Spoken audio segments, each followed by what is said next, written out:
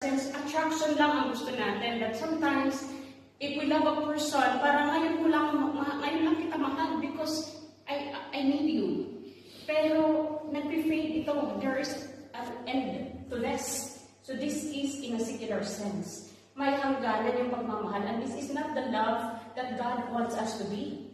Hindi ito yung gusto ng Panginoon. Dapat ang pagmamahal ay lifetime, endless, forever, indescribable, walang katapusan.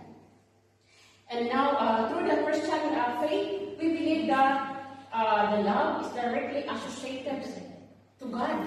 Diba? So, kaya, if we are just going to let ourselves accept the love that God is given to us, iba yon sa pagmamahal na binibigay natin sa ating mga kapwa. Kasi tayo, pag nagmahal tayo, may hangganan, may dulo, may katapusan.